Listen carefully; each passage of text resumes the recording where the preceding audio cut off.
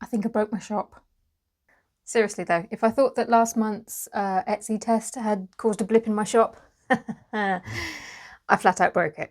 Okay, so before we jump into my stats for October, let me quickly explain what these videos are for anybody who is new here who hasn't got a clue. Basically, earlier this year, I decided that my shop was broken, properly broken, and I needed to fix it to make it worth my time and effort. And so I gave myself until the end of the year to turn it around, otherwise I would sack it off. Not delete it, not close it, but just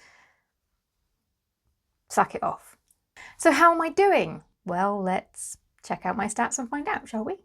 Okay, visits wise, I got 1,057 in October, which is down from the previous month of 1,253. It's not a huge difference, but it's down slightly. Orders. Oh boy. You can see that I got 6 in October compared to the 13 that I got the previous month. So that was, yeah, that was that. I did try switching on the discounts for what are those coupons that you can do where you anybody who's abandoned stuff in their cart or who've recently favorited their items, Etsy will send them an email or show an update, a notification. It didn't work. I turned that on about mid-month and it didn't bring anything else in. Granted, I only left it running for 2 weeks, but I've never really had much luck with those. I don't really think people may pay much attention to it. I'm sure it works for some people, just not for me. But yeah, just thought that would be worth throwing in there that I did try it for a couple of weeks. Nada. And let's be honest, this is probably the one you're all here for. My revenue for October was £55 compared to £133.50 the previous month. Now I'm going to get to why this was such a bad month for me in a minute, but let's just quickly check my external traffic sources. It gives me a general idea of what's bringing in most of my traffic and where it's worth me putting all of my time and effort, and perhaps even suggest where I could spend a bit more time.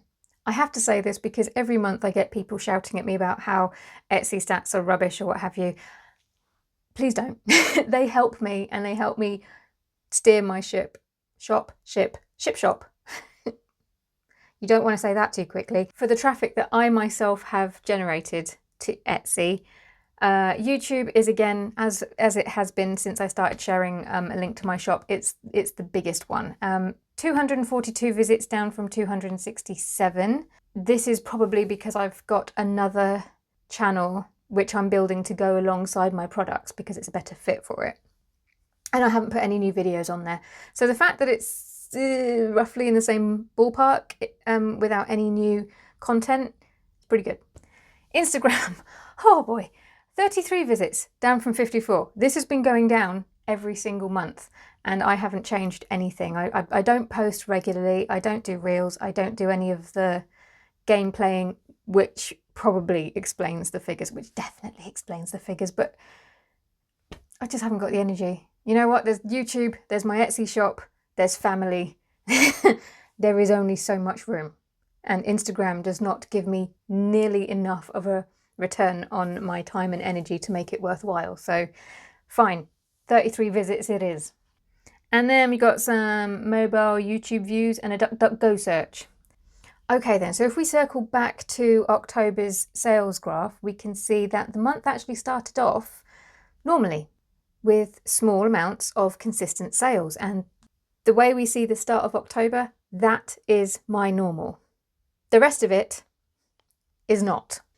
And then bar one sale about midway through the month, it was just flatlined, which feels like I've gone right back to square one at the beginning of this year.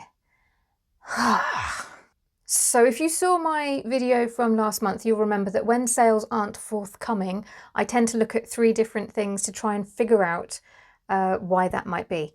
Anything that I've done, anything that is outside of my control, like stuff that happens in the news, things that trickle down and have an impact that we've got no control of, and then Etsy, which you could argue also falls into the category of things that we have no control of. But those 3 things essentially. Now last month, it was very much me pointing my finger at Etsy and tests that they were doing that I think had an impact. And I stand by that. But this month, I think it's down to two things. One, things happening outside of my control. Here in the UK, the cost of living crisis, I think, is starting to bite, and the constant news that we're seeing around it is spooking people. So partly that, and partly me. I think I broke my shop for real. I'm not going to say I know, because we never know for sure, but I'm 99.9% sure I broke my shop. I know, I'm so talented. And here's why I'm not blaming the cost of living crisis completely, because that would account for a slowdown in sales, but I don't believe it would stop them completely. Also, the metric that I can use to back that up, as I pointed out right at the beginning, my sales are more or less consistent. No, that's the wrong one. My visits, sure, words. The traffic coming into my shop is fairly consistent, and it stops in the shop. That is always a glaring sign that it's something within the shop, i.e. something that I'm doing. Oops. Now, we all know that recency is important on Etsy. They give new items a little boost, not a huge one, but it's a temporary boost while they figure out where your item lies in the whole scheme of things, how people are reacting to it, liking it, hopefully buying it, etc. And there's been no recency in my shop, or there's been very little recency, because I stopped making new items.